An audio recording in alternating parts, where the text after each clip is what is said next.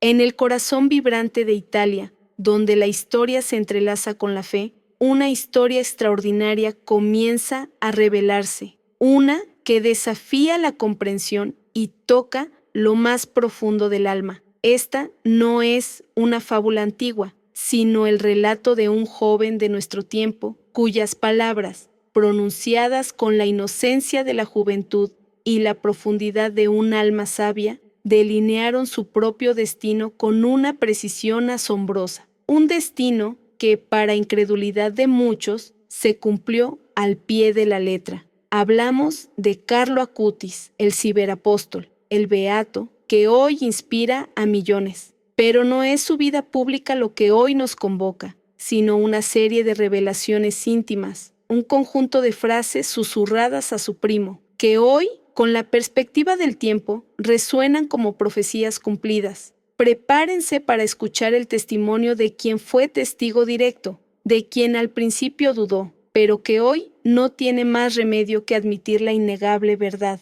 Carlo Acutis era un muchacho como cualquier otro, o al menos eso parecía a primera vista. Nacido en Londres, pero arraigado en la bulliciosa Milán, vivía la vida de un adolescente italiano de inicios del siglo XXI. Tenía 16 años, le encantaban los videojuegos, el fútbol y pasar el tiempo con sus amigos. Para el mundo exterior, era un joven moderno, con una curiosidad insaciable por la tecnología que manejaba con una destreza sorprendente. Pero debajo de esa fachada de normalidad latía un corazón extraordinario, una fe ardiente que lo distinguía. Desde muy pequeño, Carlo mostró una devoción inusual, un amor profundo por la Eucaristía y la Virgen María, que sus padres, si bien creyentes, no practicaban con la misma intensidad. Su hogar era un lugar de amor, pero la chispa de la fe la encendió él casi por sí solo. Esta historia, singular y conmovedora, será narrada a través de los ojos y los recuerdos de su primo, un joven que creció a su lado, que compartió juegos, risas y, sin saberlo entonces, las confidencias de un futuro santo. Él fue el depositario de esas palabras enigmáticas, el testigo de una sabiduría que Carlo llevaba dentro, una especie de conocimiento anticipado que, de vez en cuando, se manifestaba en frases que, en su momento, parecían extrañas, incluso descabelladas. El ambiente familiar, aunque no fervientemente religioso, siempre estuvo permeado por el cariño. Carlo era el alma de la fiesta, el que con su alegría y su sonrisa contagiaba a todos.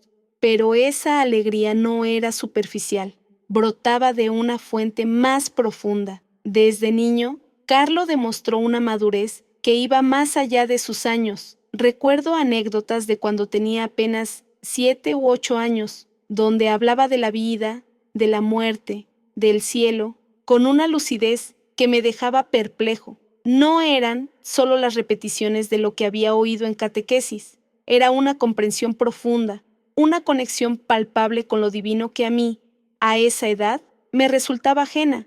Siempre lo vi como un hermano mayor, a pesar de la escasa diferencia de edad, porque su manera de ver el mundo tenía una perspectiva casi trascendente. Con el paso de los años, esa sabiduría inusual no solo persistió, sino que se acentuó. Carlo tenía lo que yo llamo intuiciones, pequeños destellos de conocimiento que ocasionalmente compartía, pero nunca con la grandilocuencia de un profeta. Más bien, eran comentarios casuales, casi al pasar, sobre su propio futuro o sobre la importancia de ciertas cosas que para los demás pasaban desapercibidas. Era como si tuviera acceso a un plan mayor, a un guión divino que nadie más conocía. El secreto de Carlo no era un conjunto de profecías solemnes, sino más bien una serie de revelaciones sencillas, expresadas con naturalidad, que solo con el tiempo cobrarían su verdadero significado. Al principio, y debo admitirlo con la honestidad que esta historia merece, estas afirmaciones de Carlo eran recibidas con una mezcla de cariño y escepticismo. Mis padres, mis tíos, incluso yo, a menudo las atribuíamos a la imaginación vívida de un niño piadoso o a la pasión desbordante de un joven muy devoto. ¿Cómo podríamos tomar en serio, por ejemplo, los vislumbres que compartía sobre su propia vida y lo que le depararía el futuro? Era el típico pensamiento adolescente, pensábamos, una forma de expresar su profunda fe. No concebíamos que pudieran ser, en realidad, verdaderas premoniciones. Ese conflicto inicial entre lo que Carlo decía y nuestra incapacidad para comprenderlo plenamente es una parte esencial de la historia. Nos costaba creer que un chico tan normal, tan nuestro, pudiera poseer un conocimiento tan extraordinario. Sin embargo, el tiempo, inexorablemente, nos demostraría lo equivocados que estábamos. Si esta historia les está moviendo el corazón y la curiosidad, les invito a suscribirse a este canal para no perderse ninguna de las partes de este increíble testimonio. Créanme, lo que sigue es aún más asombroso. Mientras el tiempo pasaba, la relación entre Carlo y yo se profundizaba, trascendiendo el mero parentesco. Éramos primos, sí, pero también cómplices de juegos, confidentes de sueños y, para mi asombro, él se convirtió en una especie de brújula moral silenciosa en mi vida. A pesar de la diferencia de edad, o quizás precisamente por ella, yo, el mayor, me encontraba a menudo buscando su perspectiva, aunque no lo admitiera en voz alta. Carlo, con su mirada curiosa y su sonrisa sincera, tenía una forma particular de ver el mundo, una que siempre me desafiaba a mirar más allá de lo obvio. Fue en esos momentos de complicidad, a menudo jugando con nuestras consolas o paseando por las calles de Milán, cuando Carlos soltaba comentarios que, en aquel entonces, se me escapaban como palabras sin mayor peso. No eran grandilocuentes proclamaciones, ni siquiera parecían profecías deliberadas. Eran frases sencillas, casi casuales, dichas con la naturalidad de quien expresa un pensamiento fugaz. Recuerdo una tarde, mientras él trasteaba con un antiguo ordenador, intentando darle nueva vida, me dijo: «Sabes, primo, siento que mi tiempo aquí será corto, pero que mi corazón será grande, lleno de ganas de ayudar a muchos». Lo dijo con una calma que me desconcertó. ¿Corto? ¿Corazón grande? Mi mente adolescente apenas registraba la profundidad de esas palabras. Lo atribuía a su intensidad, a su forma apasionada de vivir la fe y su incipiente trabajo con la tecnología para la iglesia. En otra ocasión, mientras comíamos un helado, comentó con una dulce inocencia: «No sé por qué, pero siento que seré un santo. No sé cómo, pero lo seré». Yo solté una risita nerviosa, pensando en lo ambicioso que sonaba para un chico de su edad. «¿Un santo, Carlo? Eso es para gente muy mayor o de hace muchos siglos», le respondí, medio en broma, medio en serio. Él solo sonrió, con esa paz que le caracterizaba, sin intentar convencerme, simplemente afirmando lo que para él parecía una certeza. Esas frases, en su momento, me generaban una mezcla de cariño, preocupación y, sobre todo, un desconcierto profundo. Intentaba descifrar qué había detrás de esas afirmaciones tan peculiares, si era su imaginación desbordada o una fe tan profunda que lo hacía ver cosas que el resto no veíamos.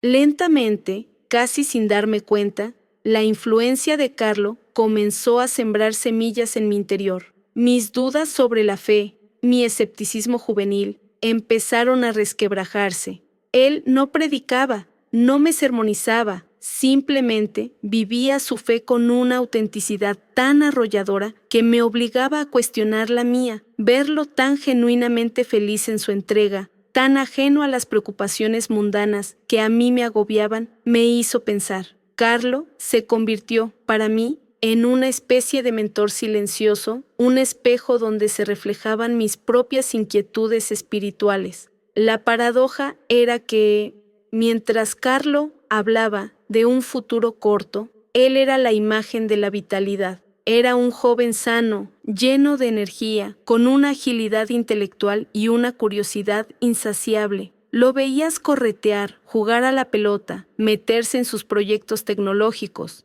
Pensar en la muerte en relación con él era absurdo, casi una traición a su espíritu vibrante. Por eso, sus comentarios sobre morir joven eran aún más impactantes, más difíciles de asimilar para mí. Los escuchaba, los registraba en algún rincón de mi memoria, pero no les daba un peso real.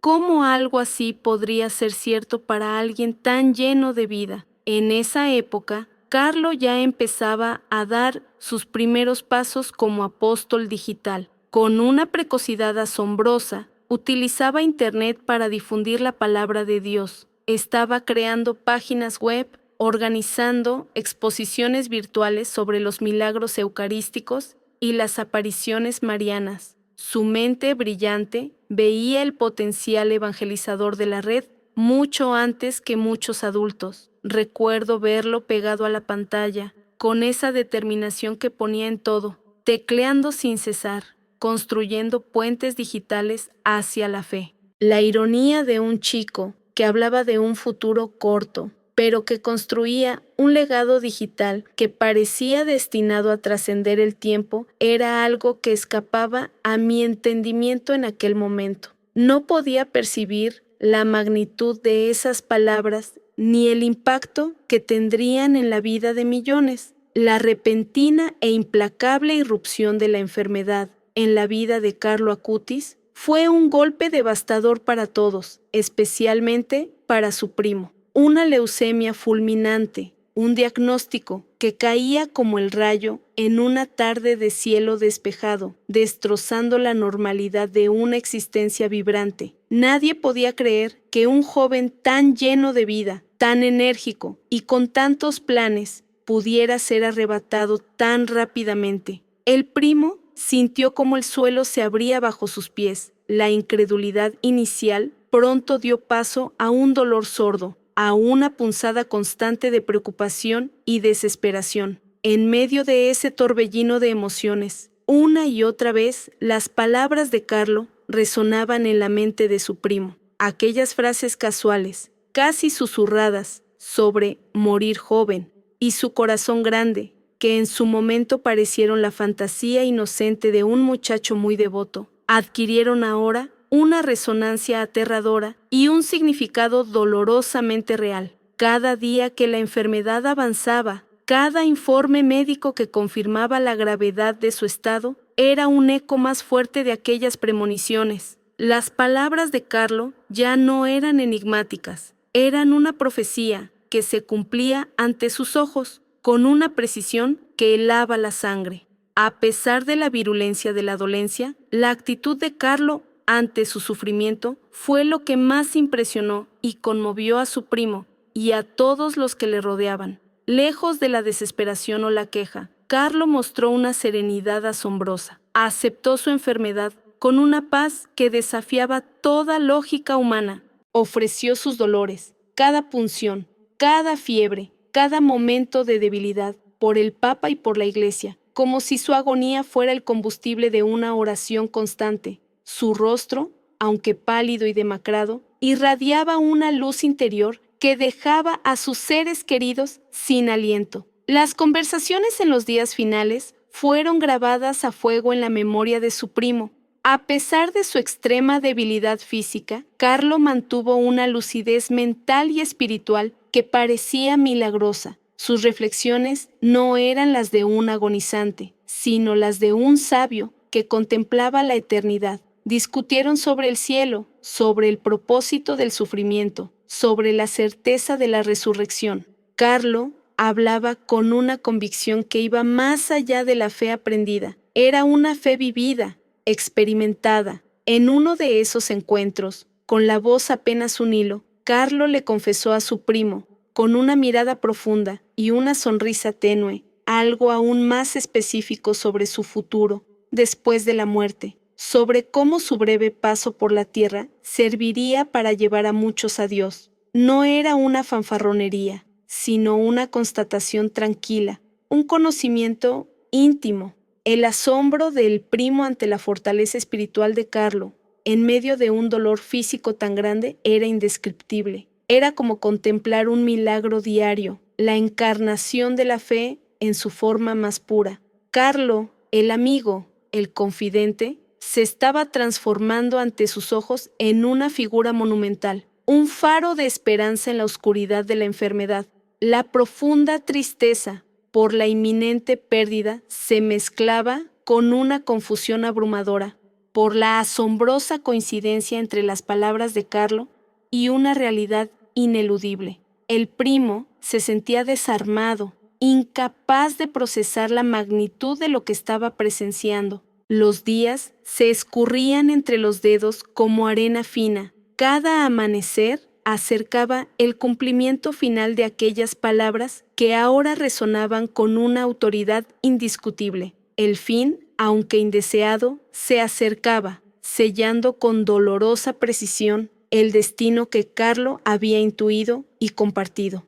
El 12 de octubre de 2006, el mundo del primo se detuvo. Carlo Acutis falleció en el Hospital San Gerardo de Monza. Tenía solo 15 años. La noticia, aunque esperada por la gravedad de su leucemia fulminante, golpeó con una fuerza devastadora a su familia y amigos. Para el primo fue un golpe que se sintió en lo más profundo de su ser, una herida abierta que tardaría mucho en cicatrizar. El vacío que dejó Carlo era inmenso, no solo por su partida, sino también por el silencio que ahora envolvía aquellas conversaciones profundas, aquellas palabras que el primo ahora atesoraba como pergaminos antiguos. El funeral de Carlo fue un evento que, a pesar del dolor, ya dejaba entrever la excepcionalidad del joven. No solo acudieron familiares y amigos, sino también muchas personas que Carlo había tocado a través de su evangelización digital, o simplemente aquellos que habían sentido su bondad y alegría en la vida cotidiana.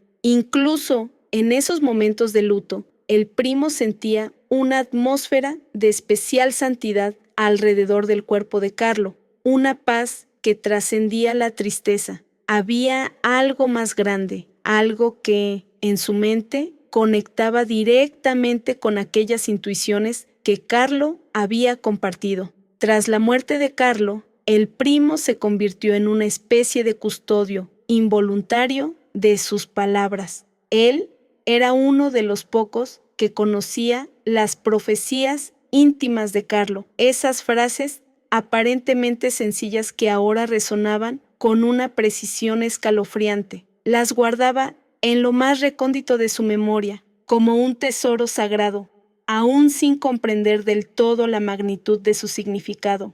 Al principio era solo el lamento por la pérdida de un ser querido, pero con el paso del tiempo, el recuerdo de esas palabras se transformaría en algo de un poder inmenso. Mientras el dolor de la ausencia se asentaba, el legado de Carlo comenzó a manifestarse de formas insospechadas. Su trabajo en Internet, sus exposiciones sobre los milagros eucarísticos y las apariciones marianas que había creado con tanto entusiasmo y dedicación, comenzaron a difundirse como reguero de pólvora. Personas de todas partes del mundo descubrían su labor y el mensaje de fe de Carlo, transmitido a través de la tecnología, empezaba a tocar los corazones de miles. El primo observaba con una mezcla de admiración y asombro cómo la semilla plantada por Carlo germinaba y florecía mucho después de su muerte. La fama de santidad de Carlo,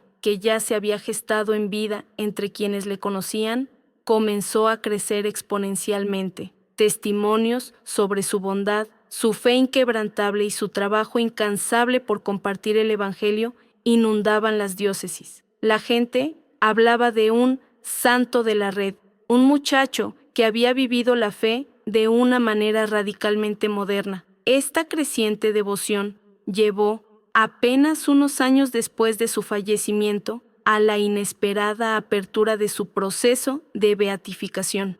Para el primo, fue un momento de profunda emoción y reconocimiento. Aquel joven con el que había compartido risas y confidencias, aquel que le había hablado de su destino, ahora estaba en camino de ser elevado a los altares. A medida que el tiempo avanzaba y los acontecimientos se desarrollaban, el primo observaba con un asombro cada vez mayor cómo la vida póstuma de Carlo empezaba a encajar, pieza por pieza, con aquellas palabras que él había pronunciado en vida. Las frases sobre su muerte temprana se habían cumplido con una exactitud dolorosa. La idea de su corazón grande, que en su momento el primo había interpretado como una referencia a su enorme capacidad de amar y su caridad, ahora se veían reflejadas en el impacto global de su vida y en la devoción que suscitaba. Y la más extraordinaria de todas, la idea de su santidad, comenzaba a materializarse ante sus ojos con el proceso de beatificación. La validación de aquellos presentimientos de Carlo era innegable, lo que en su momento sonó a fantasía o a la inocente expresión de una fe profunda. Ahora se revelaba como una verdad profética, un conocimiento extraordinario del propio destino. Cada paso en el proceso de beatificación, cada testimonio, cada milagro atribuido a su intercesión era una confirmación rotunda de que Carlo no solo había vivido como un santo, sino que en cierto modo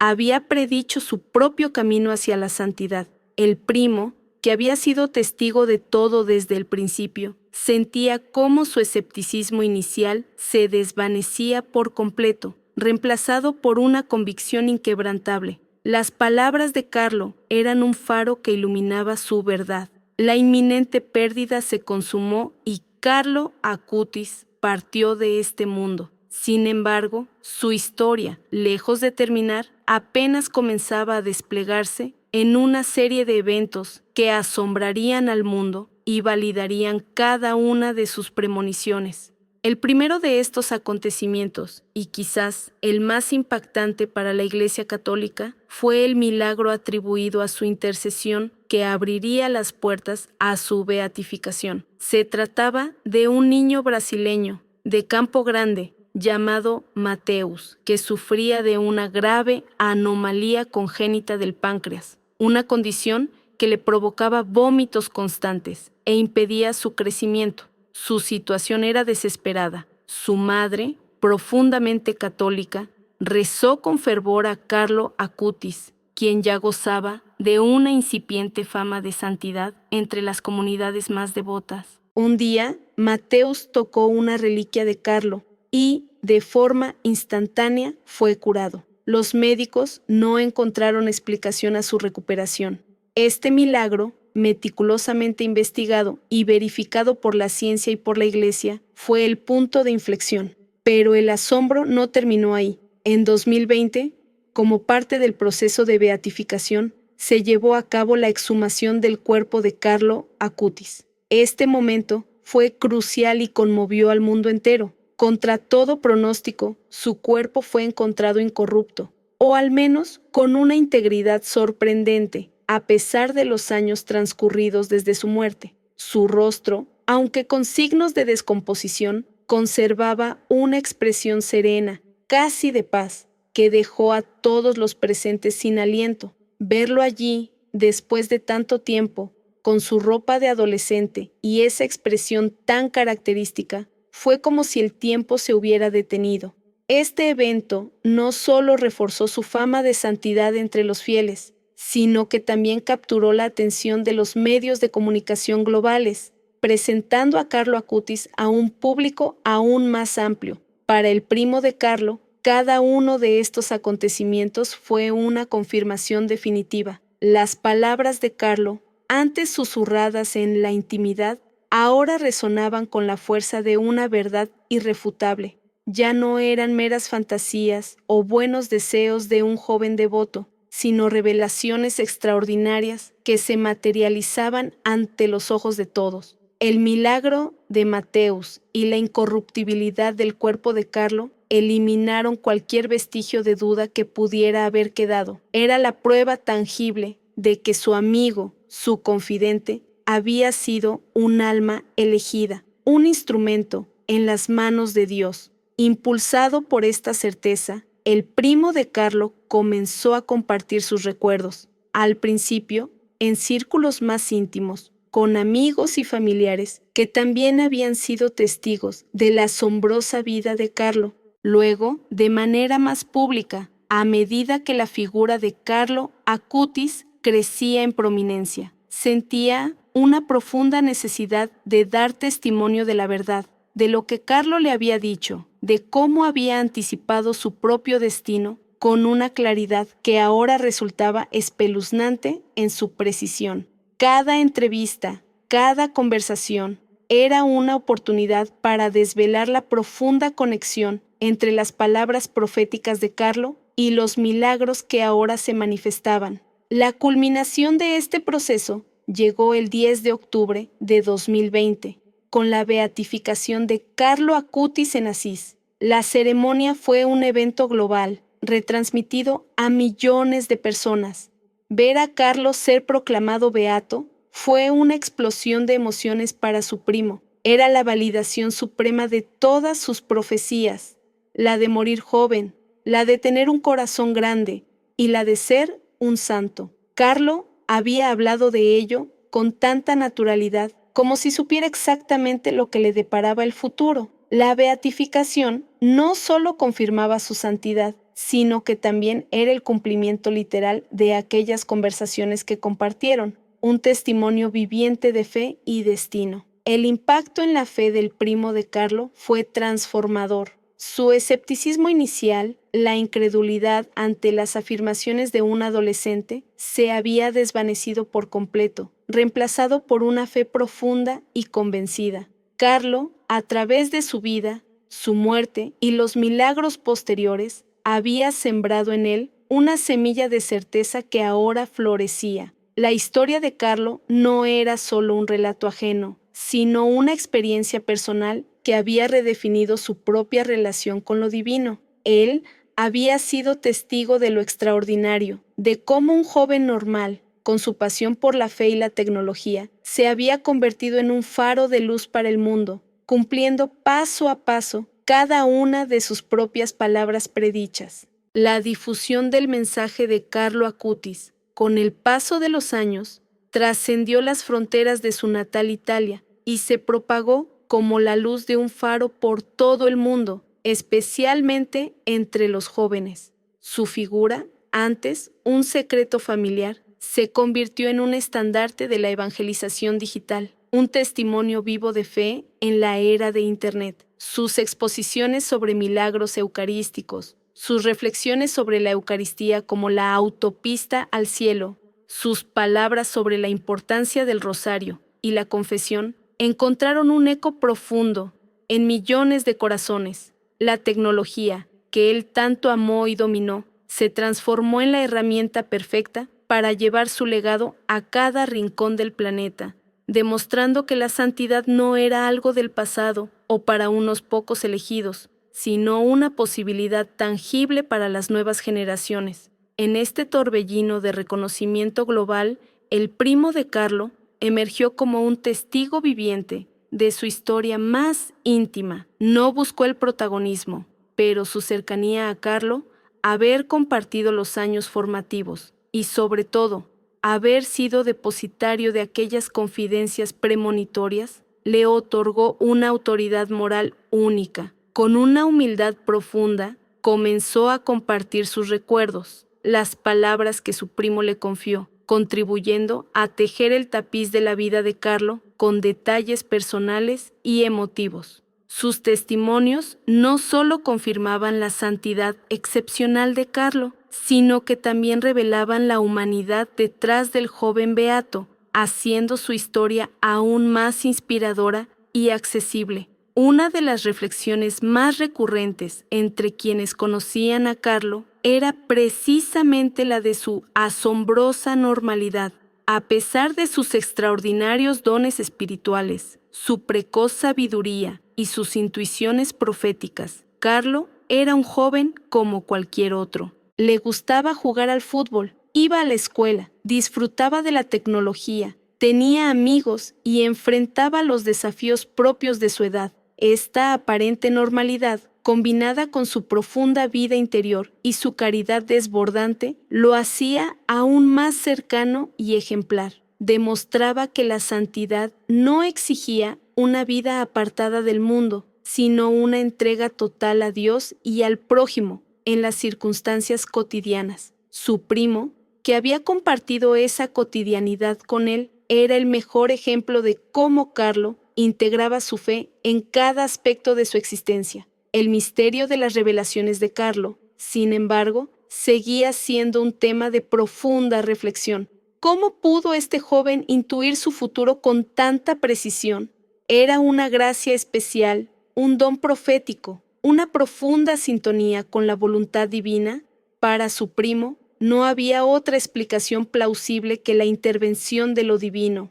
Las palabras de Carlo no eran meras conjeturas, sino un conocimiento anticipado que se manifestó con una exactitud escalofriante. Este misterio, lejos de alejarlo, lo acercó aún más a la comprensión de la extraordinaria naturaleza de Carlo, un joven que desde temprana edad parecía tener un velo menos entre el cielo y la tierra. El mensaje de Carlo Acutis se reveló como extraordinariamente relevante para el mundo actual. En una sociedad hiperconectada, a menudo superficial y desorientada, su figura ofrecía un modelo de cómo usar la tecnología para el bien, cómo encontrar la espiritualidad en medio del ruido digital y cómo vivir una fe auténtica en la juventud. Su evangelización online, su llamado a hacer de la Eucaristía el centro de la vida, su testimonio de una caridad activa, resonaban con fuerza en un mundo sediento de sentido.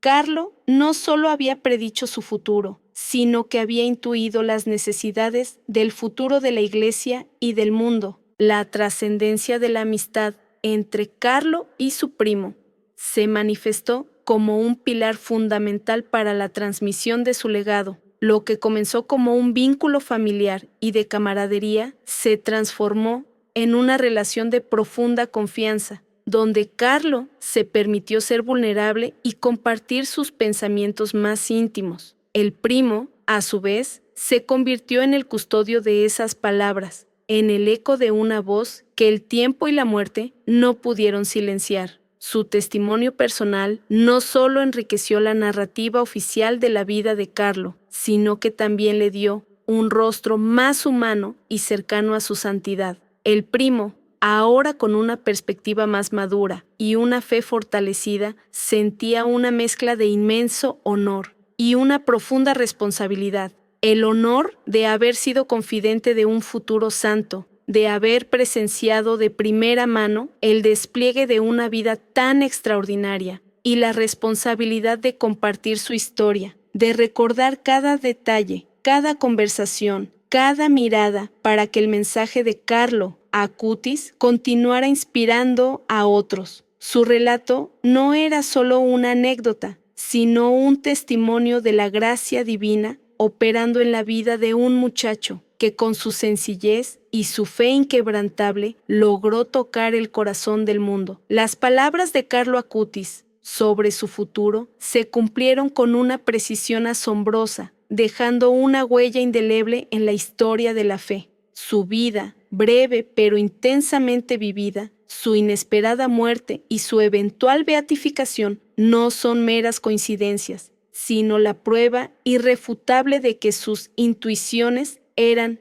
de hecho, una ventana a un plan divino, un susurro del cielo que él, con su corazón puro y su espíritu abierto, supo escuchar y compartir. El primo, testigo de todo, no podía más que mirar atrás con asombro, reconociendo la mano de Dios en cada evento, cada palabra predicha que se materializó con una exactitud que desafía toda explicación lógica. No se trataba de una facultad psíquica, sino de una profunda conexión espiritual que le permitía vislumbrar verdades que a los demás nos estaban veladas. Carlo vivió y murió sabiendo su destino, aceptándolo con serenidad y usándolo para la gloria de Dios. El legado eterno de Carlo es innegable. Su misión de evangelizar a través de la tecnología ha trascendido su muerte, convirtiéndolo en un faro para las nuevas generaciones, un modelo de cómo la fe y la modernidad pueden coexistir y potenciarse mutuamente. Sus exposiciones virtuales sobre los milagros eucarísticos y las apariciones marianas siguen circulando, tocando corazones y despertando vocaciones en los rincones más inesperados del mundo digital. Es el patrono de los internautas, no por azar, sino por su visión profética del alcance de la red. Su vida es un recordatorio constante de que las herramientas del presente pueden ser vehículos para mensajes eternos. Él demostró que la santidad no está reñida con la era de la información, sino que puede florecer en ella. El primo, con la voz quebrada por la emoción, pero el espíritu fortalecido por la gratitud, expresa un sentimiento de profundo privilegio. Le doy gracias a Dios por haberme permitido conocer a Carlo, murmura, sus ojos fijos en un punto lejano, como si reviviera cada momento, por haber sido testigo de su santidad, de su alegría, de su fe contagiosa. Su vida tuvo un impacto inmenso en la mía, transformando mi escepticismo en una convicción inquebrantable. Finaliza con un mensaje de esperanza que es el eco del propio Carlo. La posibilidad de la santidad no es un ideal inalcanzable para unos pocos elegidos, sino una vocación universal que reside en lo cotidiano, en los pequeños gestos de amor, en la entrega desinteresada, en hacer de la Eucaristía el centro de nuestra existencia. Solo se necesita un corazón abierto y la voluntad de responder a la llamada divina. La reflexión final del narrador, imbuida de la sabiduría que solo el tiempo y la experiencia pueden otorgar, subraya que la historia de Carlo Acutis no es solo un relato de fe, sino un recordatorio conmovedor de que lo extraordinario puede residir en lo más sencillo, en la sonrisa de un joven, en la ayuda brindada a un necesitado y en las palabras aparentemente casuales de aquellos que nos rodean.